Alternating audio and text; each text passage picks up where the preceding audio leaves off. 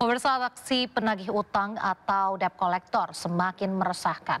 Tak terima motorkannya dirampas saat bekerja, puluhan ojek online terlibat bentrokan dengan penagih utang di Bandung, Jawa Barat.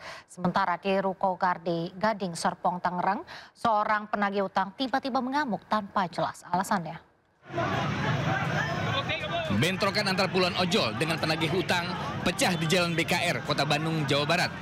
Keributan tak terhindarkan, bahkan salah satu penagih hutang jadi sasaran kemarahan pengemudi ojol.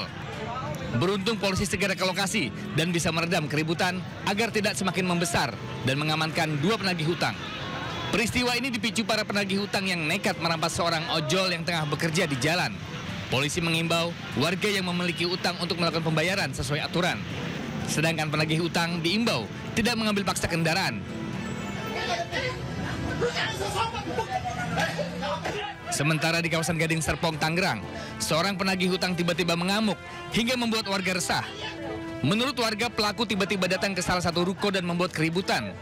Belum diketahui penyebab kemarahan pelaku, namun warga menduga hal ini terkait masalah penagihan utang. Polisi juga masih mendalami penyebab pasti insiden ini. Tim Liputan iNews melaporkan. Pemirsa, bangunan Pondok Pesantren Salafi Hidayatul Mubarokah di Kampung Tenjo, Lebak, Banten hangus dilalap api. Sedikitnya 27 kamar santri ludes terbakar. Oh, kebakaran di Tenjo Laut, di Kobong, di Tenjo Laut. Tenjo Laut kebakaran. Kebakaran melahap bangunan Pondok Pesantren Salafi Hidayatul Mubarokah di Kampung Tenjo Laut, Kabupaten Lebak, Banten, Selasa malam.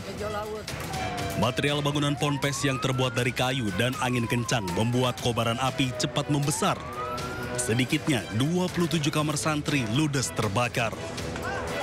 Petugas pemadam kebakaran dibantu warga berjibaku memadamkan api. Api akhirnya berhasil dipadamkan setelah 1 jam. Diduga kebakaran terjadi karena korsleting listrik dari salah satu kamar santri. Kebetulan saya lagi ngajar anak-anak, jadi tidak ketahuan lagi.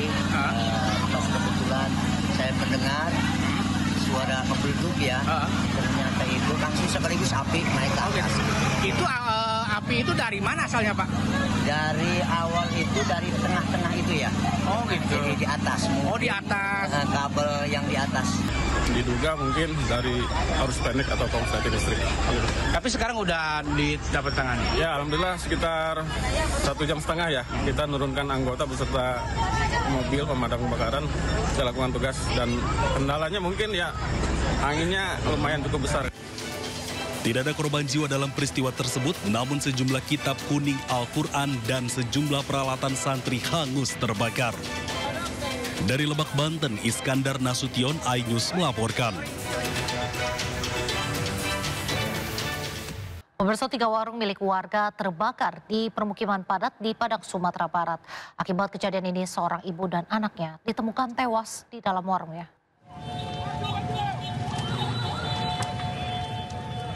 Kobaran api dengan cepat membakar habis 3 unit warung milik warga di kawasan Alai Parak Kopi, Padang Timur, Kota Padang, Sumatera Barat. Akses jalan ke lokasi kebakaran yang sempit dan banyaknya kerumunan warga membuat armada pemadam kebakaran kesulitan menembus lokasi. Setibanya di lokasi, petugas langsung berjibaku memadamkan kobaran api yang kian membesar. Banyaknya material yang mudah terbakar membuat api cepat menjalar. Api dapat dipadamkan setelah 2 jam kemudian. Usai Damkar Padang mengerahkan 5 armada dengan puluhan personel ke lokasi.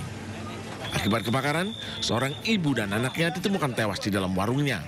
Jenazah kedua korban langsung dibawa menggunakan ambulan ke Rumah Sakit Bayangkara, Polda, Sumatera Barat. Jadi kebakaran di Alai Parak Kopi. Ada berapa bangunan itu bakar nih, Pak? Yang terbakar itu 3 petak. 3 petak. Bangunan apa aja itu, Pak? Itu ada yang khusus trika, ada yang jualan makanan.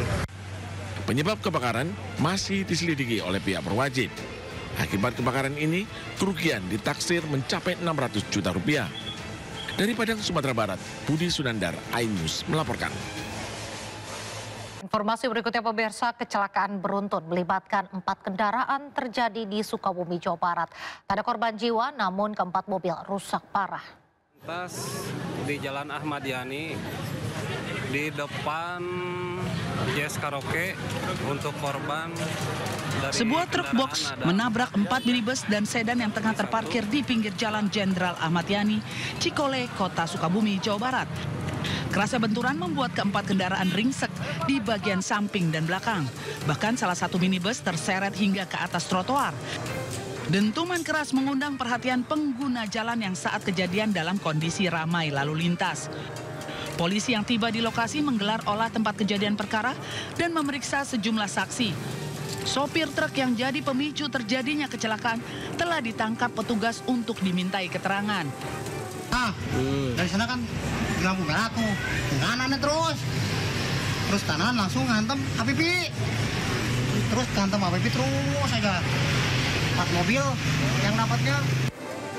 Tidak ada korban jiwa maupun luka dalam insiden ini. Seluruh kendaraan dievakuasi oleh unit Gakum Satlantas Polres Sukabumi Kota. Pemirsa, seorang pria diarak warga di alun-alun di Tegal, Jawa Tengah.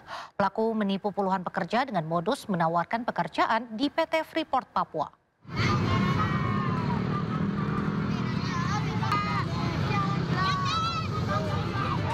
Video amatir merekam ratusan warga yang mengarak pria bertelanjang dada berinisial JAS melewati alun-alun Tegal hingga diserahkan ke Mapolres setempat. Sejumlah warga pun kesal hingga mengumpat pelaku dengan kata-kata kasar. Pria tersebut diduga menipu dengan janji bisa memasukkan korban bekerja di PT Freeport Indonesia. Di hadapan petugas, pelaku mengakui perbuatannya dengan membuat surat pernyataan. Surat itu berisi pelaku akan mengembalikan seluruh biaya mencapai jutaan rupiah yang dikeluarkan para korbannya. Polisi masih melakukan pemeriksaan terhadap sedikitnya 40 orang korban penipuan. Itu via cash, jadi dijanjikan untuk bekerja di Freeport di Papua. Ya, untuk membuat lamaran, untuk tes mata dan lain-lain. Jadi perannya inisial J ini masih kita dalami apakah ada keterlibatan dari orang lain. Kini petugas terus melakukan pengembangan kasus lantaran diduga masih banyak korban lain yang terbuai akan tipuan pelaku. Dari Tegal, Jawa Tengah, Runibar, iNews melaporkan.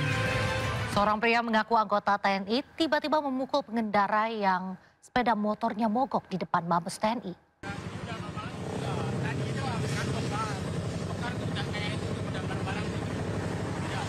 Ya pemirsa, dalam video awalnya pemotor berusaha ingin memperbaiki motornya yang mogok di depan Mabes TNI. Namun tiba-tiba didatangi seorang pria yang mengaku anggota TNI. Yang mengejutkan, pria ini langsung memukul pemotor tanpa alasan yang jelas. Pemotor pun menjelaskan bahwa ia hanya ingin memperbaiki motornya. Menariknya, setelah mengetahui seluruh kejadian terekam kamera, pelaku langsung mendadak ramah. Pelaku bahkan mengajak bersalaman pemotor tersebut. Informasi selanjutnya, pemirsa, kakak beradik menemani jenazah ibunya yang sudah mulai rusak di rumah mereka di Kendal, Jawa Tengah. Keduanya ditemukan dalam kondisi lemas setelah bertahan hidup selama hampir 2 pekan dengan minum air putih. Kakak beradik di Kendal, Jawa Tengah dievakuasi warga dan polisi dari rumahnya.